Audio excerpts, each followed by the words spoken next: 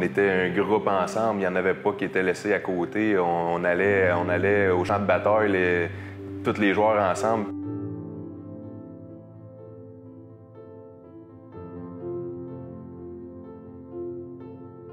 Le moment où j'ai réalisé que l'Océanique, l'édition 2000 de l'Océanique était vraiment une équipe spéciale et avait une chance honnête de tout rafler au niveau national, c'est tout de suite quand le dernier match de la finale pour l'obtention de la Coupe du Président s'est terminé contre les Olympiques de Hull à l'époque. On ne le sait pas tant qu'on n'arrive pas au tournoi. Mais on réalise l'ampleur de tout ça quand on voit toute l'attention qu'on a, soit médiatique.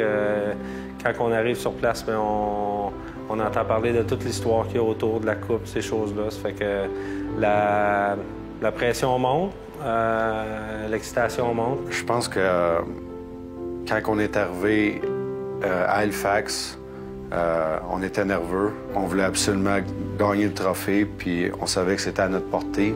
C'est sûr que quand tu regardes tout ça, tu joues presque 90-100 games à la fin de l'année. Il faut que tu restes focus tout le temps et tu gardes ton énergie au maximum pour que tu sois le champion à la fin de la saison, à la dernière game. On avait des très bons leaders. On avait une équipe complète. Je dis souvent que pour avoir une équipe, ça prend des joueurs dans chaque rôle.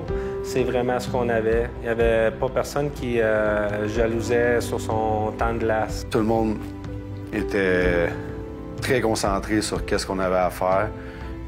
Puis on a commencé la partie, scoré 1 but, 2 buts.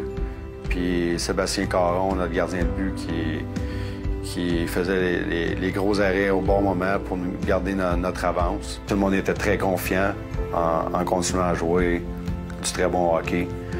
Puis quand le buzzer est arrivé, c'était mission accomplie. Puis moi, étant de Rimouski, je connaissais beaucoup de monde autour. Puis l'effet de ramener ça ici, ça a été une célébration pas juste pour l'équipe, pour la région au complet.